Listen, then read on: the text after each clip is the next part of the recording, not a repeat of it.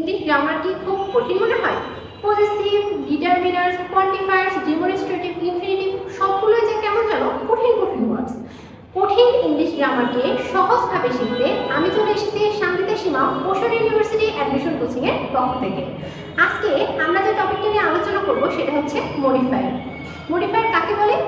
যে সকল word, phrase বা ক্লজ নাউন এর আগে বা পরে বসে সেই নাউনটাকে মডিফাই বা বিশেষায়িত করে তাদেরকে বলা হয় মডিফায়ার্স।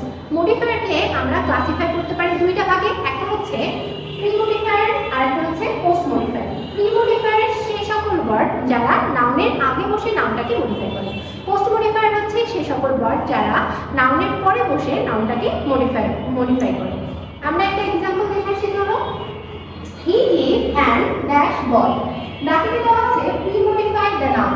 pre-modify the noun থাকলে অ্যাডজেক্টিভ ব্যবহার করতে হয়। এ সম্পর্কে বিস্তারিত আমরা পরবর্তী ক্লাসে জানতে পারবো।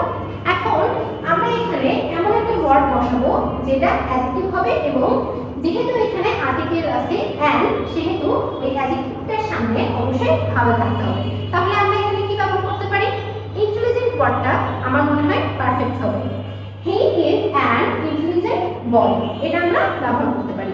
এরকমই সহজভাবে ইংলিশ গ্রামারকে জানতে চোখ রাখুন ওশান ইউনিভার্সিটি অ্যাডমিশন কোচিং এর পেজে। সবাইকে ধন্যবাদ।